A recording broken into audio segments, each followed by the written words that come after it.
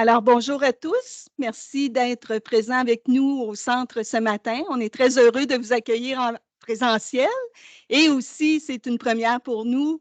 La conférence de presse va aussi être en virtuel. Donc, on a des invités dans la salle et des invités en virtuel qui sont avec nous. Alors, on vous souhaite la bienvenue. J'aimerais, avant de débuter, simplement vous donner quelques petites informations qui vont être peut-être utiles pour vous. Alors, la conférence de presse va être en bilingue et aussi enregistrée. Et à la fin des discours, on va avoir une période de questions. Comme on est hybride, on va demander à ce que vous leviez la main tant dans la salle pour nous signaler vos questions. Et au niveau du virtuel, s'il vous plaît, indiquez dans le chat que vous avez une question et on vous invitera à poser votre question à ce moment-là. So good morning and thank you for being here this morning with us at the center. We're very happy to have you here present with us. The press conference will be first for us in a hybrid mode. So we have people here present with us, but also people virtually present. So welcome here. I'll give you a few information that could be of help for you as how we will be proceeding. So the press conference will be bilingual and is recorded. And at the end, we will have a question period where we would ask people in the room to please raise their hand to ask a question. And for the virtually present guests, please indicate in the chat box that you have a question, and we will invite you to participate and ask your question. So without any delay, I would like to invite our Executive Director, Ms. Caroline Arcan, to take the place, please.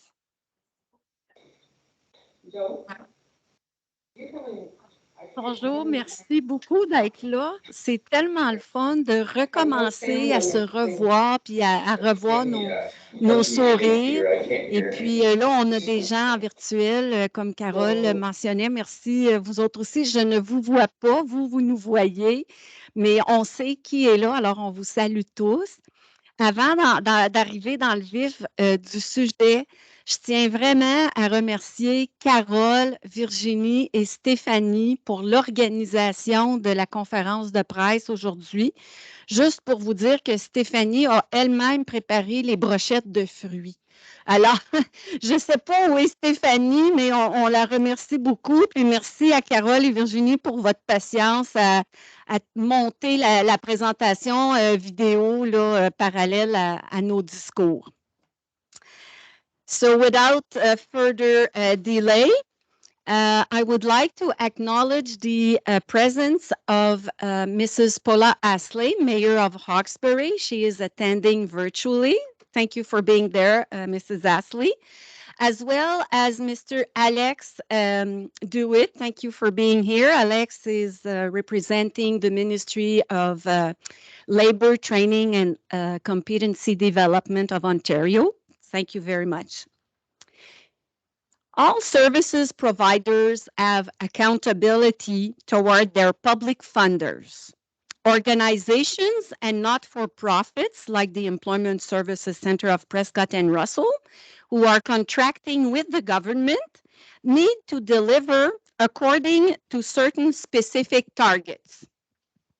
For instance, a successful achievement in the eye of Employment Ontario or HRSDC or other funders in the realm of employment support is employment or training.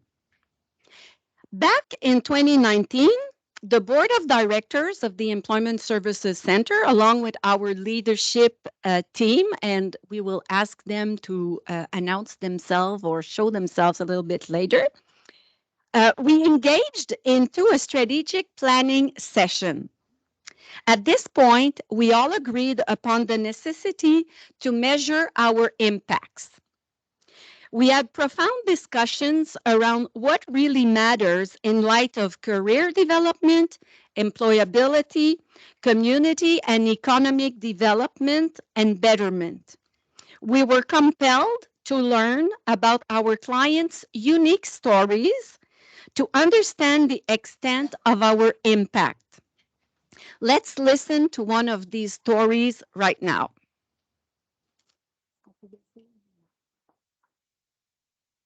Mon nom, c'est Chloé Ducat. J'ai 26 ans. J'ai eu beaucoup d'obstacles. Ma séparation du père de ma fille. Ensuite, devoir déménager et élever un enfant seul, sans vraiment avoir de salaire ou d'emploi à temps plein. Être maman, c'est une job à temps plein, c'est un emploi à temps plein. Une de mes colocs avait fait le programme PAGE. Elle m'en avait parlé, je la voyais y aller 3 fois semaine. À un moment donné, il y a eu un déclic. Et ça l'a fait, non, il faut que tu te pousses un petit peu, là. Deux jobs à temps partiel pour arriver à avoir un petit peu plus à la fin du mois, c'est pas assez. J'ai fait les démarches, j'ai fait le programme de PAGE. Le centre m'a beaucoup aidé sur le côté personnel. J'ai réussi à avoir beaucoup d'aide de développement sur le côté emploi. Comment faire mes entrevues, avoir un beau résumé, aider sur le côté qu'est-ce que je recherche dans un emploi, dans un employeur même. Fait que vraiment, le centre m'a aidé sur le côté développement.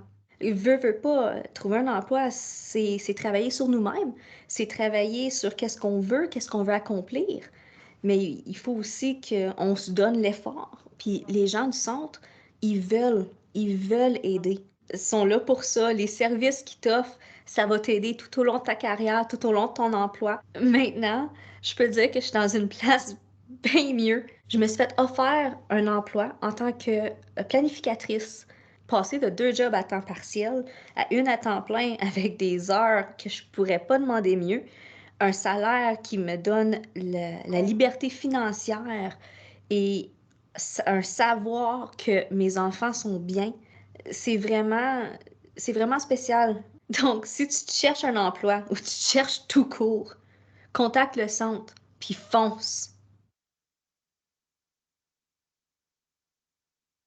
C'est une belle histoire, l'histoire de Chloé. On dirait pratiquement qu'on lui a dit quoi dire, mais c'est vraiment ad lib. Puis je pense qu'elle, dans son histoire, elle reflète très bien la réalité de plusieurs autres personnes comme elle.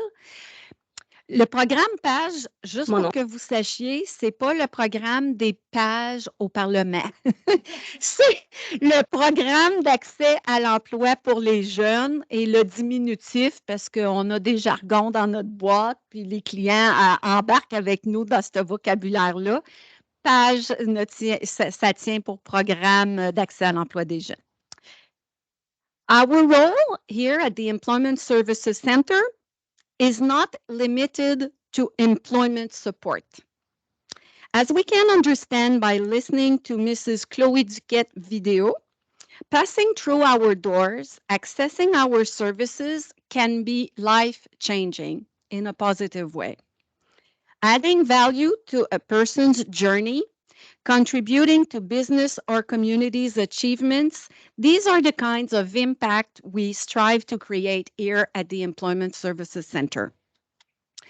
Last year, the center contracted out services from a researcher via Conseil de coopération de l'Ontario, et je crois qu'on a M. Julien Jérémy et d'autres personnes du Conseil de coopération de l'Ontario avec nous virtuellement. Merci d'être là.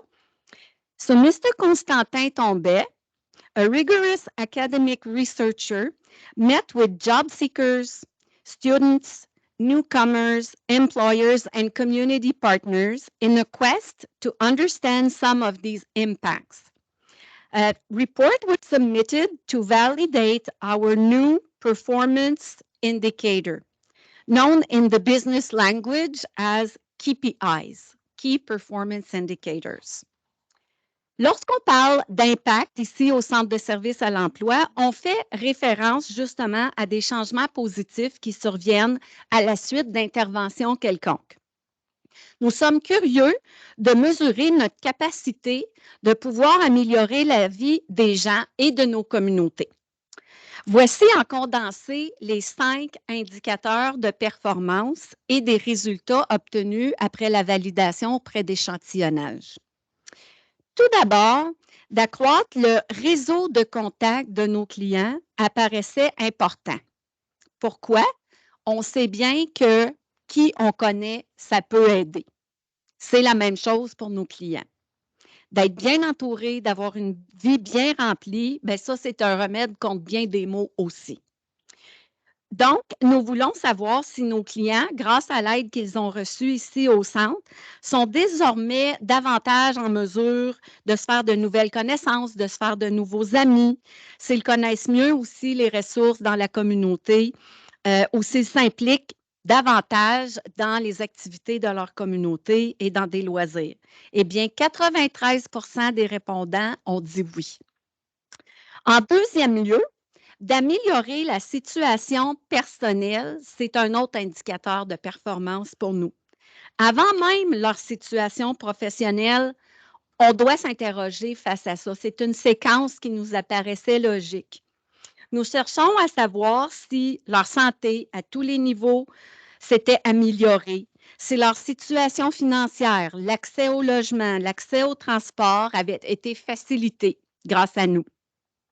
Eh bien, 74% ont répondu oui. Et en parlant de transport, je veux souligner le travail exceptionnel que nos partenaires aux Comtés-Unis de Prescott Russell fait avec Prescott Russell Transpo. Nous, souvent, les chercheurs d'emploi qui viennent nous voir n'ont pas accès à du transport et c'est un service là, impératif de pouvoir se déplacer pour aller travailler. Donc, un beau thumbs up à Carole Lavigne et Annie Grenier et toute l'équipe aux Comtés-Unis pour ça. Troisièmement, nous voulons savoir si, au-delà de leur situation personnelle, si les clients ont amélioré leurs compétences individuelles. Puis par là, on entend la capacité de s'exprimer, de gérer nos émotions. Puis on s'entend-tu que dans la période de COVID, se gérer nos émotions, c'est un défi pour tous. À mieux gérer le temps aussi et prioriser. Puis enfin, la capacité de développer puis d'entretenir de très bonnes relations interpersonnelles, notamment au boulot ou à l'école. Et là-dessus, 75% ont répondu oui. Le quatrième indicateur de performance, c'est la situation professionnelle et les compétences personnelles. C'est d'un grand intérêt pour nous de savoir ça, évidemment.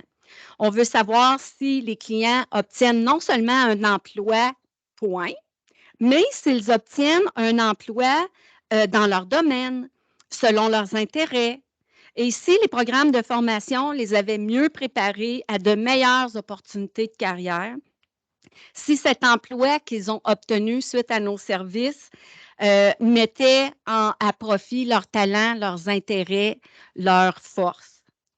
Alors, ils ont été 79% à répondre oui à cette question.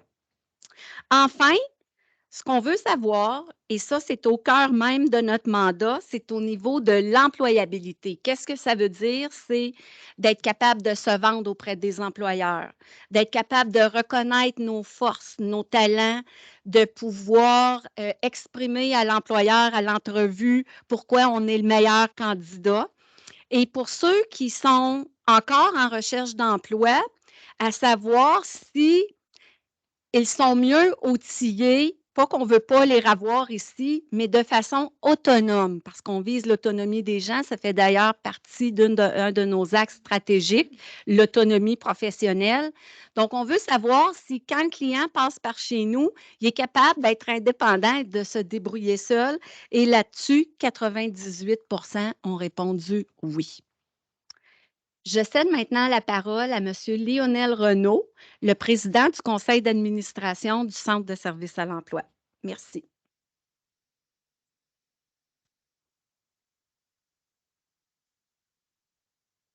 Merci, Caroline. Bonjour tout le monde. Merci d'être présent à cette conférence de presse, hein, surtout en mode personne. C'est bien de constater qu'on puisse finalement retrouver un peu nos vieilles habitudes. Donc, notre approche dans la mesure des résultats, c'est de l'amélioration continue. Ces taux dont Caroline vient de vous partager deviennent nos benchmarks à nous pour valider l'impact que nous avons dans la vie de nos clients. Ainsi, comme on vise l'excellence du service à la clientèle, notre comité de leadership puis je demanderais aux personnes qui sont ici présentes de peut-être se signifier ce matin. Là. On a plusieurs personnes du comité de leadership. Donc, levez-vous, mesdames, ou messieurs. Merci d'être là. Donc, s'affaire améliorer pour encore mieux créer de l'impact. On vise 100% de nos clients. Regardons ensemble le data qui explique le travail accompli au cours de notre dernière année fiscale.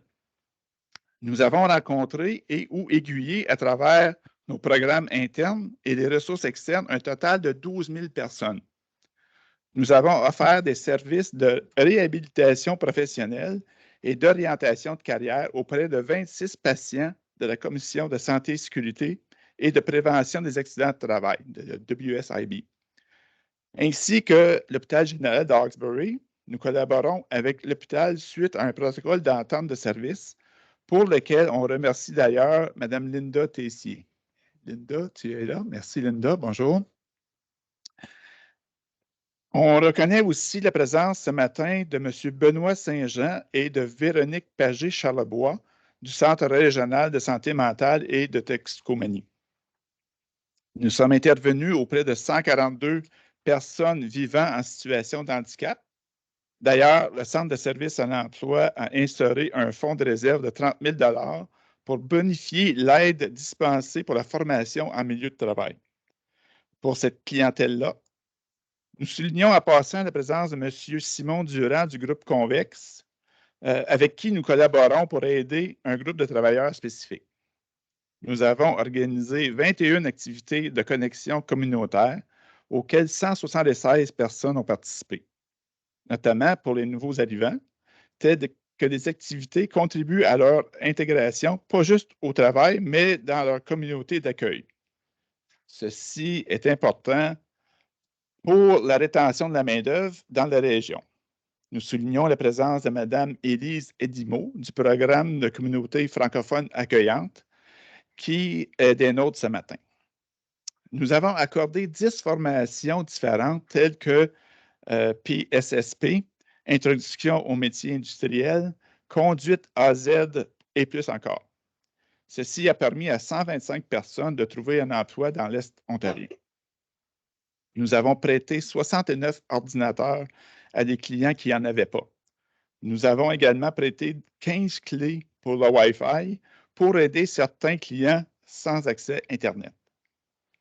Nous sommes intervenus auprès de 172 étudiants à travers nos bureaux satellites dans les écoles secondaires et avons poursuivi à la remise de 11 bourses de relève emploi d'une valeur de 5 000 $ chacune. On a une petite pause vidéo. Yeah. Good question. So for me, I think the opposite of what I expected happened. Academically, I feel very prepared, and I feel, even though the schoolwork is a lot, that I can get through it, and I'm doing well so far. But socially, which was the part that I thought would be the no-brainer, easy, just go out, make friends, join clubs. That's been the part that's stumping me as harder. I realize I'm so busy and I'm so consumed with other things that I'm really not putting myself out there like I thought would be natural and easy, even though I'm like a people person or whatever.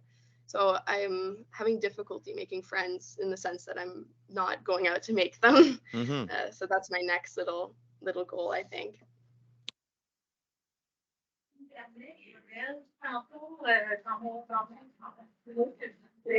Un de nos key performance indicators, c'est notre capacité de favoriser la création de réseaux de contacts aux clients. Et cette histoire-là, particulièrement, a inspiré la recherche que j'ai faite autour de ça. On peut voir que, dans certains cas, les personnes avec lesquelles on travaille peuvent réussir très, très bien sur le plan académique, mais au niveau des relations interpersonnelles, la capacité de faire des amis, et on sait comment ça, c'est important. Donc, on a un certain rôle à jouer, nous, dans notre intervention avec les personnes qu'on rencontre. Donc, c'est une belle histoire. Cette jeune fille-là avait reçu une bourse du Centre de services à l'emploi. Ça a inspiré un de nos key performance indicators. Merci, désolé pour Ça me permet de reprendre mon souffle. Donc, nous avons aussi formé 88 jeunes en leadership.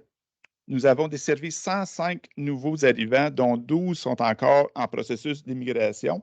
Et on va avoir un petit vidéo aussi. Donc, j'ai aimé le pays, donc les paysages, donc comme a dit Nawal, la gentillesse des gens. Donc, c'était un voyage assez parmi les meilleurs voyages que j'ai fait à l'extérieur de mon pays. Et j'ai visité Québec City, j'ai visité aussi Montréal, donc je suis parti sur Toronto aussi, Saint Tower, les cascades de Niagara. Donc, j'ai fait un petit peu le tour du pays, donc j'ai aimé beaucoup le Canada. Et donc, dans le temps, je travaillais donc aux Émirats, au Middle East, au Moyen-Orient. Et donc, je me suis dit, pourquoi pas donc tenter l'aventure et changer carrément donc partir de plus 50 degrés à moins 20, moins 30 degrés. Ouais. Donc, c'était ça. Donc, et aussi parce que le Canada présentait plusieurs avantages en termes d'endroit convivial, d'avenir pour les enfants, de qualité de vie, d'éducation pour les enfants aussi. C'était surtout aussi pour les enfants. Et donc voilà, donc il y a plusieurs critères qui ont fait que j'ai choisi de m'installer ici. Et nous n'avons pas regretté de l'avoir faite. Non? Non, Même en jamais. plein COVID, 2 ans plus Non, tard? non, c'est un beau pays. C'est un beau pays, Oui, puis ça vraiment, ouais. fait d'ailleurs, vous allez fêter le 2 ans bientôt, là, si Oui, Ouais, j'ai ouais, bien effectivement, compris, là. ouais. OK, d'accord. Et professionnellement parlant, est-ce qu'il y a eu un fil conducteur après le changement? Est-ce que, tu sais, côté carrière, ce que vous faisiez avant versus ce que vous faisiez maintenant, est-ce que ça a motivé votre choix? Est-ce qu'il y a eu une continuité ou un changement total? Oui, pour ma part, c'était un petit peu un changement total du moment que lorsque donc mon background, c'est l'aéronautique. Donc, je travaillais au Maroc dans l'Air Force. Par la suite, j'ai quitté. J'ai travaillé dans le privé, dans une entreprise qui travaille sur des activités Airbus à Toulouse. Et par la suite, je suis parti sur les Émirats dans une société de maintenance Oui. pour l'aéronautique. Et puis, lorsque j'ai fait l'entrée express, donc il fallait venir ici et chercher un emploi. Et comme j'étais arrivé en pleine période de Covid, donc c'était un peu difficile. Donc voilà, donc lorsque j'étais ici à Hawkesbury, donc le centre d'emploi a été d'un grand support pour moi en termes de formation, en termes d'accompagnement pour rédiger le CV, Ouais. en termes oui, il y avait beaucoup d'accompagnement de la part du centre d'emploi. C'était vraiment un grand soutien. OK. Mhm. Et pour toi, Oui, pour Nawal? moi, dès notre arrivée, nous avons contacté le centre d'emploi où les employés étaient vraiment, vraiment très, en particulier Jean, étaient très serviables, gentils, à l'écoute, disponibles. Donc, juste après notre inscription, euh, elles, euh, elles se sont occupées de nous personnellement et elles m'ont conseillé de suivre la formation pour préposer aux bénéficiaires. J'étais physiothérapeute au Maroc, OK. mais dès vécu, les diplômes ne sont pas reconnus. Donc, Ouais. ouais. Donc, elles m'ont conseillé de suivre la formation comme préposé aux bénéficiaires. C'est ce que j'ai fait. Donc, je remercie beaucoup, beaucoup le centre d'emploi pour tous les efforts fournis, aussi ses orientations, grâce auxquelles j'améliore mon anglais. Oui. Avec le centre, moi, j'apprends. Et aussi, je participe à des activités d'apprentissage enrichissantes, des ateliers de la peinture, le jardin communautaire. Donc, et me permet d'agrandir mon cercle social Ouais. grâce aux belles rencontres que j'ai faites. Donc, vraiment, vraiment un grand merci. Elle nous a aidés beaucoup. Donc. Oui, bien Et, clairement. oui, et grâce à ces stages pays, donc, j'ai pu décrocher mon premier poste dans la résidence où je travaille à ce jour. OK. Ouais. Il y a vraiment des beaux témoignages de Donc, personnes qui ont reçu des services. Donc, on continue. Nous avons octroyé 128 000 $ en soutien pour les clients. Par exemple, vêtements de travail, frais de déplacement, frais de gardiennage, etc. Nous avons versé 359 000 en subventions salariales aux employeurs pour la formation de leurs employés nouvellement embauchés. Nous avons livré 19 activités de formation pour les employeurs, notamment des ateliers d'intelligence interculturelle, ainsi que des meilleures pratiques en gestion de ressources humaines auxquelles 129 entreprises ont pris part. On vous invite par ailleurs, les employeurs, à justement vous inscrire à l'atelier du 12 mai, tel qu'indiqué sur la pub diffusée à l'écran. Nous avons accompagné 655 entreprises pour l'affichage de leurs postes et leur référencement de candidats. Nous avons également collaboré à l'implantation de 8 nouvelles entreprises dans la région.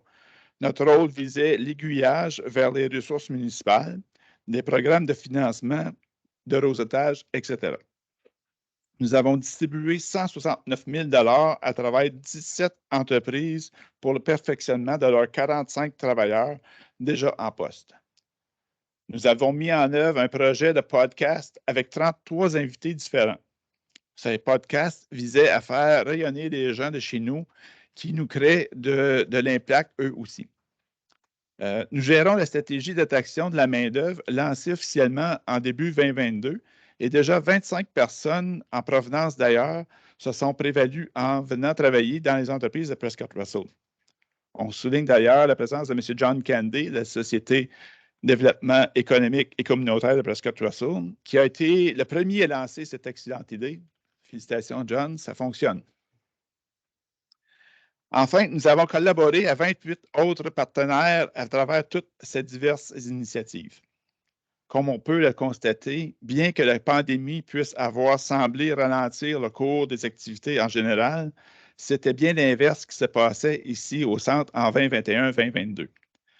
Grâce à une équipe et des partenaires chevronnés, nous pouvons affirmer que l'ensemble, nous avons créé de l'impact et nous avons apporté des changements positifs à plusieurs niveaux. Je tiens donc à remercier tout le monde très chaleureusement de leur implication. Le landscape économique, socio-économique est changeant et incertain. Nous sommes conscients des enjeux en lien avec la pénurie de main-d'œuvre, la corrélation entre cela et la pénurie du logement aussi. Nous sommes conscients que la hausse du salaire minimum aura un impact financier énorme chez certains propriétaires de petites et moyennes entreprises. Nous savons aussi que 40 de la main-d'œuvre actuelle doit perfectionner ses compétences pour faire face aux attentes des employeurs, notamment à la suite de différents virages technologiques très rapides. C'est en tenant compte de ces réalités que le Centre de services à l'emploi souhaite intervenir pour adresser cette situation. Donc, certains de nos projets pour la prochaine année incluront, mais ne se limiteront pas à créer une table de champions d'inclusion pour la mise en œuvre d'une stratégie de sensibilisation visant à accroître la place occupée par des groupes minoritaires au sein du marché du travail dans notre région. On pense notamment aux nouveaux arrivants, aux personnes en situation de handicap, lesquelles constituent un bassin de travailleurs potentiels.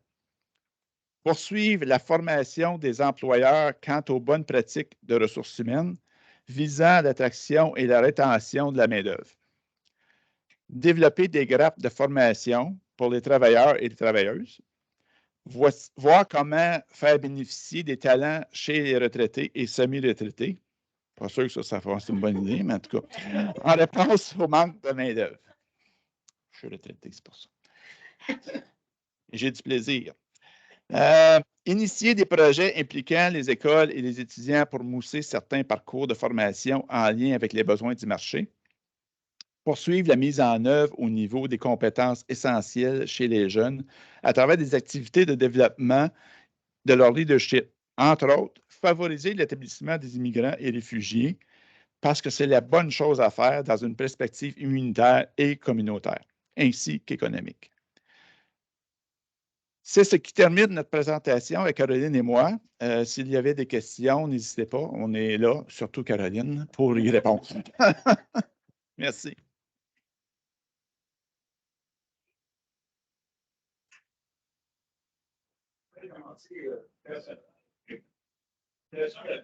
Sur est-ce que vous avez des contacts assez on se sent avec l'immigration Canada. On connaît un peu la situation de des États-Unis. C'est là où on est avec donc, expliquer un peu comment ça se passe. Oui, tout à fait. On entretient des liens quand même étroits avec l'IRCC, qui est un ministère fédéral de l'immigration et des réfugiés. Ah, le microphone. C'est moi.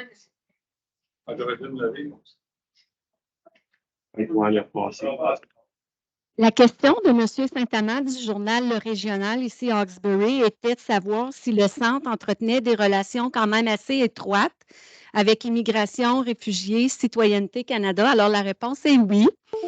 Sur une base régulière, à toutes les 3 semaines, on a des échanges avec IRCC. Pas seulement nous, le Centre de services à l'emploi, mais plusieurs autres organisations aussi qui gravitent dans le domaine de l'immigration économique, notamment le CESOC avec mon amie Brigitte Duguay-Langlais et Saint-Fort, M. Saint-Fort-Désir, qui sont, je crois, avec nous aujourd'hui virtuellement.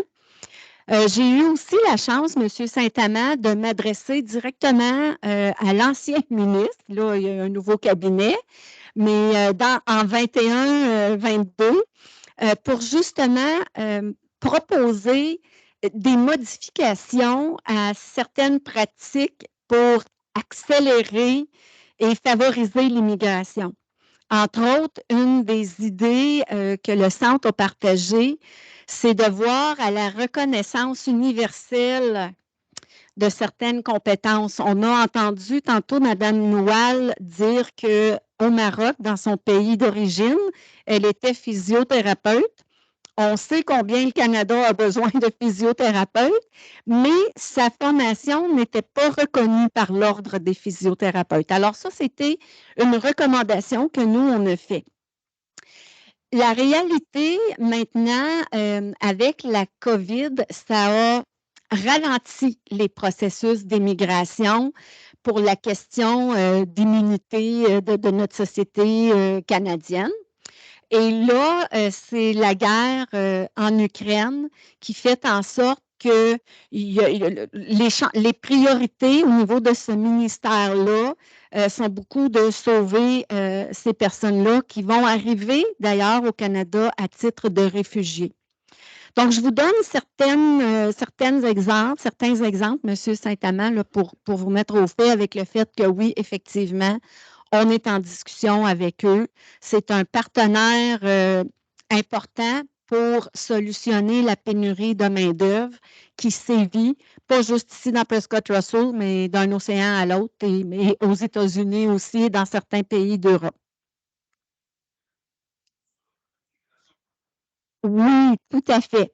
Le Centre des services à l'emploi, on est l'un des partenaires à la communauté francophone accueillante, qui est un mouvement canadien dont la ville de Hawkesbury s'est mérité le titre élogieux de communauté francophone accueillante.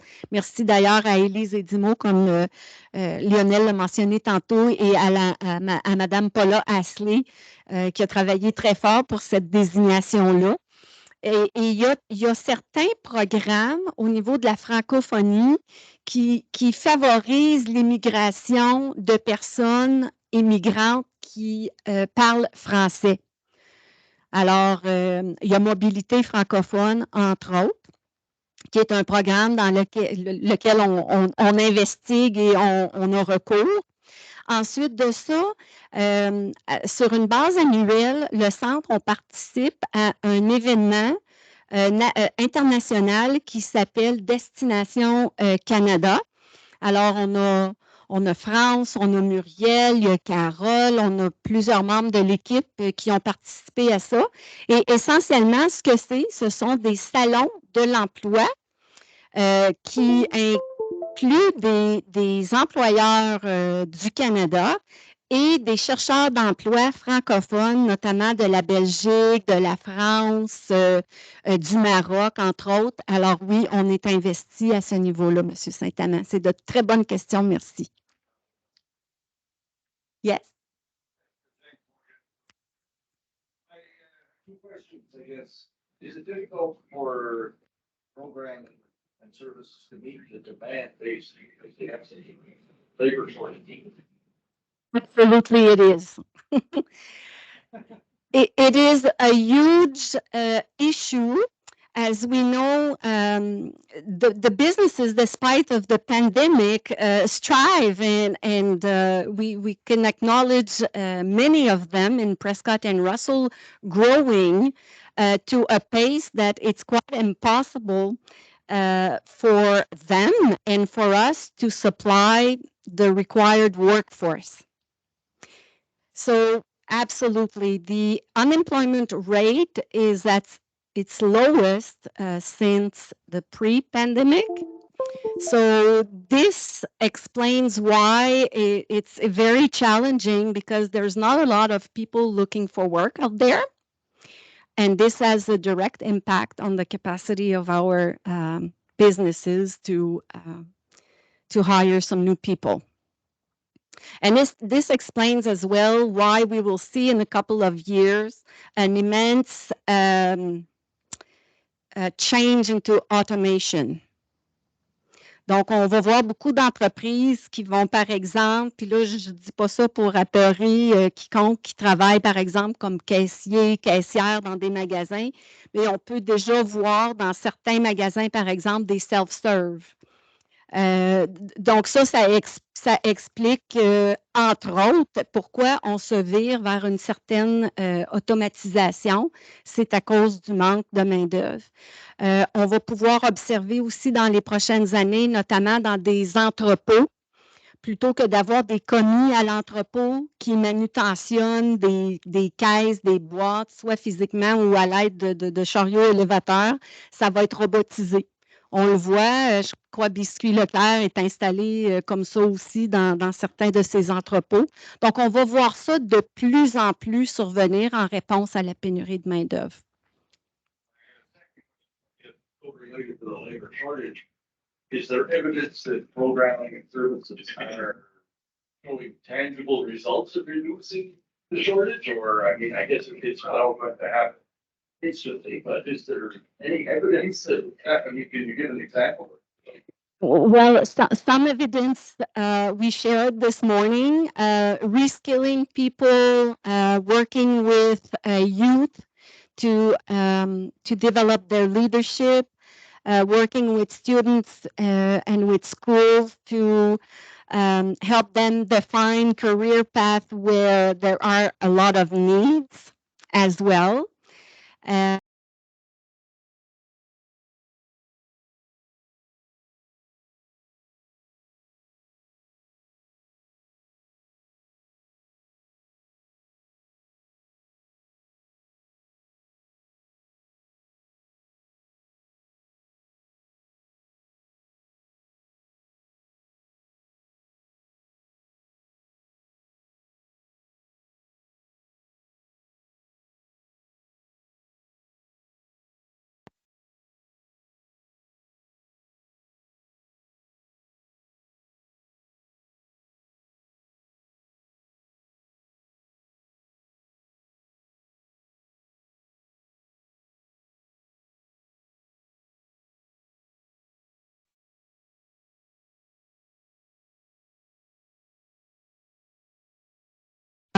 Before the pandemic, and maybe a couple of years earlier than the pandemic, there were 4 workers for 1 retired person.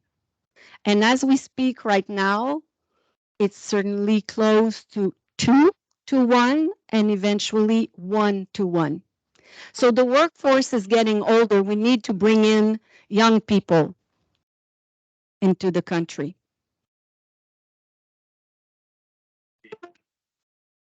I made a joke earlier about people going in retirement, but I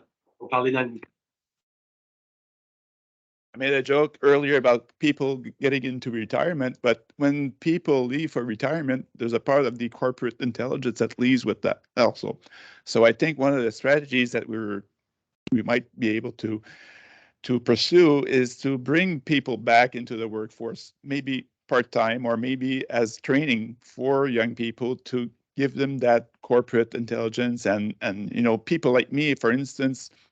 Sometimes we look for 20 hours, 15 hours, 10 hours a week for work because, we've been working all our lives. And when we come into retirement, we get to the reality, well, it's not, we have to do something with our time. So sometimes, people want to get back into the workforce part-time and they don't want to get back into the workforce full-time, but it's maybe a strategy to get some people that went to retirement because of all kinds of reasons. And we know that COVID incited a lot of people to get into early retirement. So that might be one of the strategies.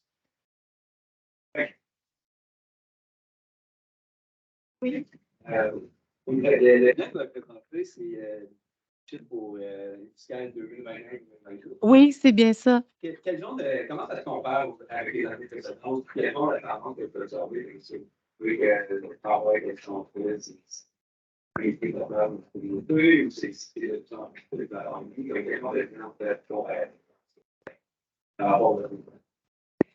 vois deux choses aux antipodes et je m'explique. Je pense qu'au cours des dernières années, le centre, on a peut-être un outreach un peu plus grand dans la communauté, dans ce sens qu'on n'est pas passif dans notre participation communautaire. On est actif et on a créé de très beaux partenariats. Lionel a fait allusion tantôt au partenariat qu'on a avec l'hôpital général de Hawkesbury, entre autres, qui est nouveau. Les bureaux satellites dans les écoles. Je vois Cathy Chaumont qui est là du CSD-CEO.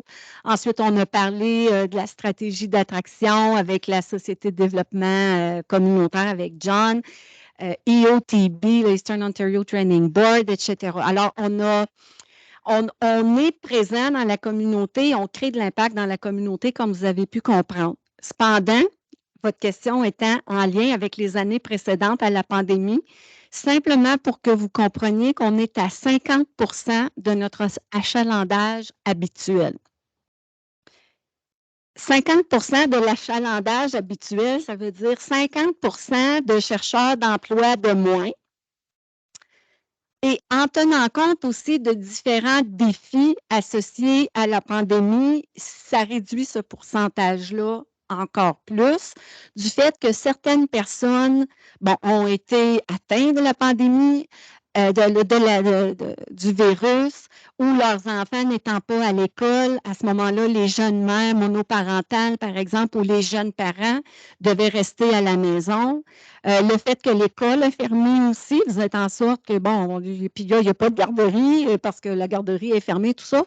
Alors, c'est vraiment venu réduire le bassin de chercheurs d'emploi potentiels disponibles pour travailler.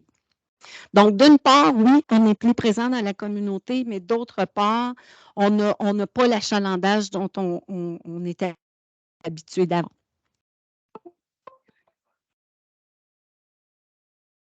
C'est comme la première année. C'est la première année, puis on a travaillé en fait pendant 2 ans et quelques sur ce projet-là pour les valider, ces indicateurs-là. Donc, comme Lionel mentionnait tantôt, on vise l'excellence, fait on souhaite avoir rien de moins que de 100%. Alors, on a du travail à faire, puis on va le travailler ensemble pour améliorer justement notre impact. Merci. Merci aux médias d'être présents. Thanks, James. Monsieur Saint-Amand, votre nom, je m'excuse. Charles. Et on a quelqu'un de la radio 92.1 aussi qui est avec nous. Merci les médias. Puis vous savez, dans les 2 dernières années, je pourrais croire qu'il y avait pas seulement des bonnes nouvelles à partager avec la pandémie, mais ce matin, on veut que ce soit le breaking news. On crée de l'impact. Et on ne prend pas le crédit pour nous parce qu'on remercie les gens là, depuis tantôt, Lionel et moi. C'est vraiment un effort collectif avec nos partenaires, les membres de notre équipe à l'interne, les membres de notre équipe à l'externe. C'est grâce à cette collaboration-là qu'on peut créer l'impact qu'on voit qu'on crée aujourd'hui. Est-ce qu'on a d'autres questions, d'autres commentaires à ce moment-ci? Peut-être les gens qui sont à l'écran? Moi, j'avais une question. Est-ce que vous m'entendez? Oui. Oui, c'est Charles Dudroy. Je me demandais, qu'est-ce que vous comptez faire pour attirer la relève à travailler dans le milieu agricole, qui est un milieu qui manque beaucoup de main-d'œuvre, surtout chez les jeunes, là? C'est une excellente question. Et justement, au moment où on se parle, puis il y a Simon Durand de Groupe Convexe qui est avec nous. Puis, je vais vous expliquer le contexte. Les Comtés unis de Prescott Russell, le groupe de Carole Lavigne qui est avec nous, ont eu cette idée de former des travailleurs dans le domaine de l'agriculture parce qu'effectivement, Charles, c'est un grand besoin. Alors, on a viré notre espoir vers Harvesters. Harvesters étant une entreprise sociale qui forme et qui embauche et qui offre des services en agriculture auprès des agriculteurs producteurs de la région. Alors, cette entreprise sociale-là, via les professionnels qui y travaillent et la gérante de l'entreprise, offre de la formation aux personnes qui s'inscrivent dans le cours d'introduction à l'agriculture. Simon, je ne sais pas si tu veux apporter des précisions là-dessus ou si j'ai bien fait ça. commencer à la mi-mai. Donc, il y a une cohorte qui débute, il y a une cohorte d'apprenants qui débutent à la mi-mai pour apprendre les rouages de l'agriculture. C'est sûr que IRCC, Charles, comme tu sais sûrement, a des programmes qui visent à amener des travailleurs temporaires pour travailler au niveau de l'agriculture. À ce niveau-là, nous, le Centre de services à l'emploi, on est impliqué, mais je vous dirais que ce n'est pas là où nos efforts sont mis. Nos efforts sont vraiment mis pour l'attraction de travailleurs économiques permanents chez nous, justement parce qu'on veut qu'ils viennent s'établir, qu'ils fassent des bébés, puis qu'ils aident à créer de la main-d'œuvre, pas juste dans le court terme, mais dans le long terme aussi. Est-ce que ça répond à votre question? Oui, fait que dans le fond, vous mettez l'accent sur le programme Investors. C'est comme ça que ça s'appelle? Harvesters. OK. Harvesters, qui est une entreprise sociale qui forme des travailleurs dans le domaine de l'agriculture. OK, c'est ça. OK, merci. Oui. Donc, à ce niveau-là, Charles, si tu as d'autres questions ou des précisions, il y a Simon Durand qui représente le formateur et tu as aussi les gestionnaires du projet qui sont Geneviève Bougie, Carole Lavigne aux Comtés-Unis de Prescott Russell. Et nous, on est un partenaire dans ce consortium-là. Merci. Est-ce qu'on a d'autres questions ou commentaires pour nous, M. Saint-Amand?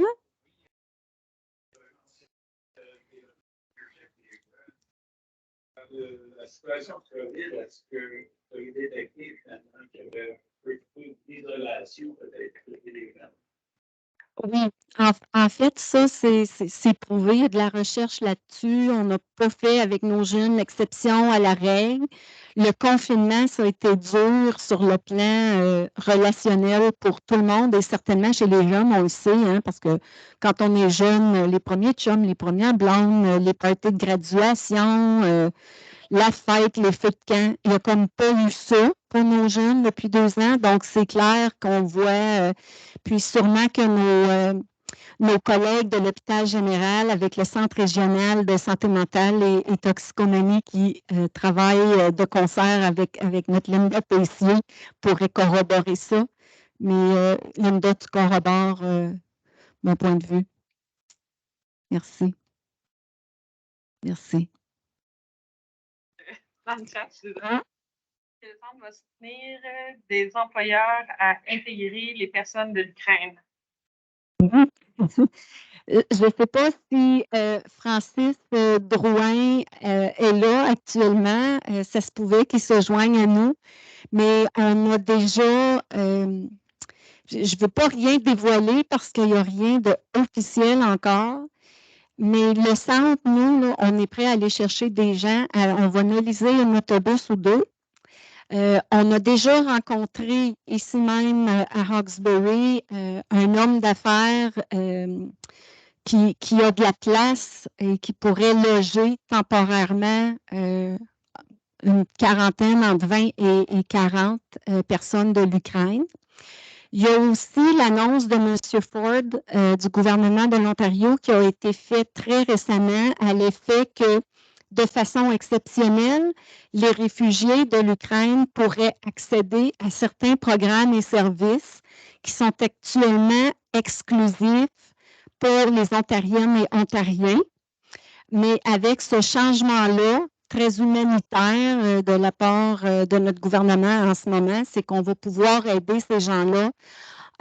Donc, ils vont pouvoir passer à travers toute la fourchette là, de programmes et services d'emploi Ontario, moyennant certaines exigences, mais grosso modo, il y a une très, très grande flexibilité de la part de notre gouvernement de l'Ontario pour permettre d'aider les Ukrainiens.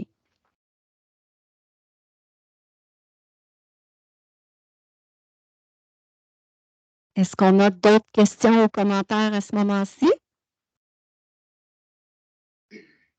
Oui? Juste pour ajouter la question d'Ukrainiens, même au niveau du RCC, on veut aussi de nous permettre de les accompagner dans les programmes fédéraux alors que ça ne peut pas se faire s'ils sont comme après stress avant qu'on puisse le considérer comme réfugié directement. Alors, ça fait que si jamais les Ukrainiens qui sont ici, qui vont venir le leur, dès qu'ils arrivent, il y a lieu aussi de leur venir en aide et de les comptabiliser dans le programme fédéral, même s'ils sont dans le statut du programme provincial. Oui, tout à fait. Alors, ce qu'on nous dit, je ne sais pas si à l'écran vous avez compris, mais essentiellement, ce qu'on nous confirme, c'est un allègement au niveau de l'apparatus gouvernemental et du red tape, là, comme on peut se l'imaginer et qu'on le sait très bien, au niveau de l'immigration. Donc, il y a un allègement là, pour accélérer l'arrivée des réfugiés ukrainiens. Est-ce qu'à ce moment-ci, on a d'autres questions, commentaires? Je pense qu'on a fait le tour du jardin. Donc, ça conclut l'annonce au niveau de l'impact et des retombées là, du centre et de ses partenaires là, auprès de la communauté. Ceux qui sont ici en personne, comme j'ai dit, Stéphanie a fait des bonnes brochettes de fruits. Et elle a préparé un bon goûter pour nous tous. Merci encore, Stéphanie. Et pour ceux qui êtes à l'écran, si vous avez l'eau à la bouche, on va tenir d'autres conférences de presse en 2022. On espère que vous pourrez vous joindre à nous. Et d'ici là, bon week-end de Pâques. Happy Easter, everyone. Merci.